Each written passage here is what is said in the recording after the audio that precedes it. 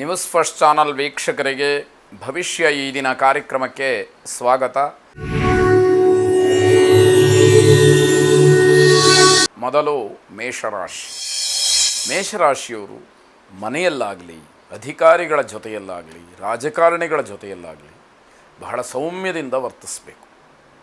ಏನೋ ನನಗೆ ಮಾತಾಡೋದಕ್ಕೆ ಅವಕಾಶ ಸಿಕ್ಕಿದೆ ಅಂತಲೋ ಅಥವಾ ಇದೊಂದು ಸಮಯ ಅಂತಲೋ ನೀವು ಏನೇನೋ ಮಾತಾಡಿಬಿಟ್ರೆ ಅದರ ತೊಂದರೆಯನ್ನು, ಅದರಿಂದ ಆಗತಕ್ಕಂತಹ ಯಾವುದೋ ಒಂದು ಪರಿಣಾಮವನ್ನು ಮುಂದೆ ಯಾವತ್ತೋ ಅನುಭವಿಸಬೇಕಾಗತ್ತೆ. ಅದರ ಎಚ್ಚರಿಕೆ ಇರಲಿ ಅಂತಕ್ಕಂಥದ್ದು. ವಿನಾಕಾರಣ ಯಾವುದೇ ತೊಂದರೆಗೆ, ಯಾವುದೇ ಸಮಸ್ಯೆಗೆ ನೀವಾಗಿಯೇ ಆಹ್ವಾನವನ್ನು ಕೊಡಬೇಡಿ. ಯಾವ ತೊಂದರೆಯನ್ನು ಮೇಲೆ ಎಳ್ಕೊಳ್ಬೇಡಿ. ಸ್ವಯಂಕೃತ ಅಪರಾಧಗಳನ್ನು ಮಾಡಿಕೊಳ್ಬೇಡಿ. ನೀವು ಮಾಡಿದ ತಪ್ಪಿಗೆ ನೀವೇ ತೊಂದರೆಯನ್ನು ಅನುಭವಿಸಬೇಕಾದಂತಹ ಪರಿಸ್ಥಿತಿಯನ್ನು ಸೃಷ್ಟಿ ಮಾಡಿಕೊಳ್ಬೇಡಿ ಅನ್ನುವಂಥದ್ದು ಸಲಹೆ. ನಿಮಗೆ ಆಗತಕ್ಕಂತಹ ಕಷ್ಟ, ನಷ್ಟ ಇತ್ಯಾದಿಗಳನ್ನೆಲ್ಲ ನೀವೇ ಪರಿಹಾರ ಕಂಡುಕೊಂಡು ನೀವೇ ಅದನ್ನು ಸರಿಪಡಿಸ್ಕೊಳ್ಬೇಕಾದಂಥದ್ದು. ವಿದ್ಯಾರ್ಥಿಗಳು ನಿಮ್ಮ ಅತಿಯಾದಂತಹ ಬುದ್ಧಿವಂತಿಕೆಯಿಂದ ನೀವು ಹಿನ್ನಡೆಯನ್ನು ಕಾಣ್ತೀರಿ.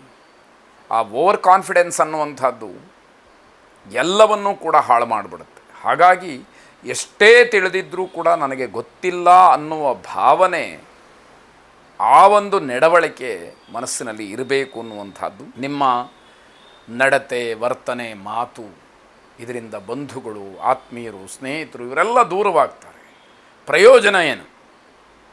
ಅದನ್ನೆಲ್ಲ ಗಮನಿಸ್ಕೊಳ್ಬೇಕು. ಕಾಲಭೈರವನನ್ನು ವಿಶೇಷವಾಗಿ ಪ್ರಾರ್ಥನೆ ಮಾಡಿ ಶುಭವಾಗಿ. ವೃಷಭ ರಾಶಿ. ತಪ್ಪನ್ನೇ ಸರಿ ಅಂತ ಹೇಳಿ ವಾದ ಮಾಡುವಂತಹ ಸ್ಥಿತಿಗೆ ಹೋಗ್ಬೋದು. ಮನಸ್ಥಿತಿ ಹಾಗಿರುತ್ತೆ ಇವತ್ತು. ಅದನ್ನು ಗಮನಿಸ್ಕೊಳ್ಬೇಕು. ಯಾವ ಕ್ಷಣದಲ್ಲೂ ಕೂಡ ಅದು ಒಳ್ಳೆಯದಲ್ಲ.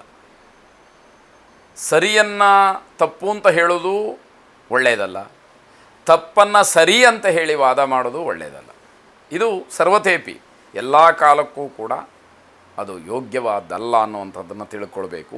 ಪ್ರಾಣಿಗಳಿಂದ ಗಾಯವಾಗ್ತಕ್ಕಂತಹ ಸೂಚನೆ, ಅದರಿಂದ ಸಾಕು ಪ್ರಾಣಿಗಳಾಗಿರಲಿ, ಬೇರೆ ಯಾವುದಾದ್ರು ಆಗಿರಲಿ, ಆ ಪ್ರಾಣಿಗಳು ಇದ್ದಾಗ ಎಚ್ಚರಿಕೆಯಿಂದ ಇರುವಂಥದ್ದು, ಅಂತರ ಕಾಪಾಡಿಕೊಳ್ಳುವಂಥದ್ದು ಒಳ್ಳೆಯದಾಗಿರುತ್ತೆ.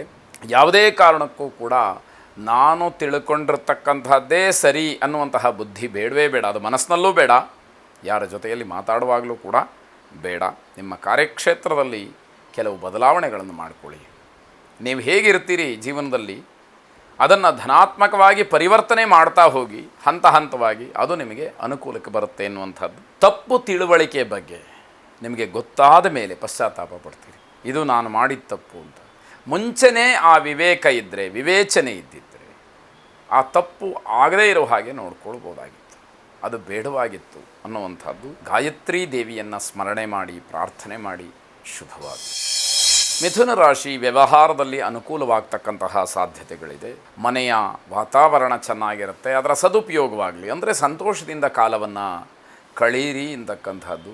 ಭೂಮಿಗೆ ಸಂಬಂಧಪಟ್ಟಂತಹ ವಿಚಾರ ಏನಿದೆ ಅದು ನಿಮಗೆ ಲಾಭದಾಯಕವಾಗಿರ್ತಕ್ಕಂಥದ್ದು. ವಾಹನ ಖರೀದಿ ಮಾಡಬೇಕು ಅಂತಕ್ಕಂತಹ ಯೋಚನೆಗಳು ಏನಾದರೂ ಮನಸ್ಸಿನಲ್ಲಿದ್ದರೆ ತಾತ್ಕಾಲಿಕವಾಗಿ ಅದನ್ನು ಮುಂದಕ್ಕೆ ಹಾಕಿ, ತಗೊಳ್ಳೋದೇ ಬೇಡ ಅಂತಲ್ಲ, ಸಮಯ ಚೆನ್ನಾಗಿದ್ದಾಗ, ಒಳ್ಳೆಯ ಸಂದರ್ಭಗಳು ಬಂದಾಗ ಅದನ್ನು ತಗೊಳ್ಳಿ ಅನ್ನುವಂಥದ್ದು. ನಿಮಗೇನೋ ಅನಿವಾರ್ಯಗಳಿರಬಹುದು, ಆದರೆ ಅದನ್ನು ತಗೊಂಡ ಮೇಲೆ ಮತ್ತೆ ಯಾವುದೋ ಅನಿವಾರ್ಯತೆ, ಸಮಸ್ಯೆ ಅನ್ನುವಂಥದ್ದು ಆಗಬಾರ್ದು ಅನ್ನೋದಕ್ಕೋಸ್ಕರವಾಗಿ ಸರ್ಕಾರಿ ಹರಾಜು ಆ ಪ್ರಕ್ರಿಯೆಯಲ್ಲಿ ಭಾಗವಹಿಸ್ತಕ್ಕಂತಹ ಯೋಗ ಇದೆ. ಯಾವ ವಿಷಯ, ವಾಹನ ಆಗಿರಬಹುದು ಅಥವಾ ಭೂಮಿ ಆಗಿರಬಹುದು, ಇನ್ಯಾವುದೇ ಸರ್ಕಾರದಿಂದ ಮಾರಾಟ ಮಾಡ್ತಕ್ಕಂತಹ ಹರಾಜಿನ ಮೂಲಕ ಆ ವಸ್ತುಗಳ ಕ್ರಯ ವಿಕ್ರಯ, ಈ ಒಂದು ಹರಾಜಿನ ಪ್ರಕ್ರಿಯೆಯಲ್ಲಿ ನೀವು ಭಾಗವಹಿಸಲಿಕ್ಕೆ ಅವಕಾಶಗಳು ಆಗ್ತಕ್ಕಂಥದ್ದಿದೆ. ಕುಲದೇವತಾ ಪ್ರಾರ್ಥನೆಯನ್ನು ಮಾಡಿ ಶುಭವಾಗಿ. ಕರ್ಕಾಟಕ ರಾಶಿ. ಕಣ್ಣಿನ ಸಮಸ್ಯೆ ಹಾಗೆ ತಲೆನೋವಿನ ಸಮಸ್ಯೆ ನಿಮಗೆ ಈ ದಿವಸ ಕಾಡಬಹುದು.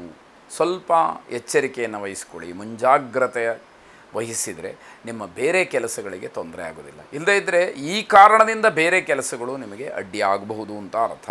ಸಾಧನೆ ಮಾಡಿದಂಥವರಿಗೆ ಗೌರವ, ಪ್ರಶಸ್ತಿ ಇವೆಲ್ಲವೂ ಕೂಡ ಸಿಕ್ಕುವಂಥದ್ದಿದೆ. ಹಲವಾರು ದಿವಸದ ಕನಸು ಈ ದಿವಸ ನೆರವೇರಬಹುದು ಅನ್ನುವಂಥದ್ದು. ತಾಂತ್ರಿಕವಾಗಿ ಬಳಸ್ತಕ್ಕಂತಹ ವಸ್ತುಗಳನ್ನು ಅಗತ್ಯಕ್ಕನುಸಾರವಾಗಿ ಮಾತ್ರ ವಿನಿಯೋಗ ಮಾಡಿಕೊಳ್ಳಿ.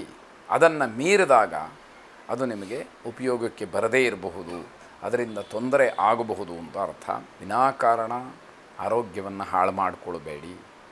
ಅಂದರೆ ನಿಮಗಲ್ಲದೇ ಇರತಕ್ಕಂತಹದ್ದು, ಶರೀರಕ್ಕೆ ಒಗ್ಗದೇ ಇರತಕ್ಕಂತಹದ್ದನ್ನು ನೀವು ತಗೊಳ್ಳೋದು, ಸ್ವೀಕಾರ ಮಾಡೋದು, ಅದರಿಂದ ತೊಂದರೆ ಆಗುತ್ತೆ ಅಂತ ಅರ್ಥ. ಅಶ್ವಿನಿ ದೇವತೆಗಳನ್ನು ಪ್ರಾರ್ಥನೆ ಮಾಡಿ. ಶುಭವಾಗಿ.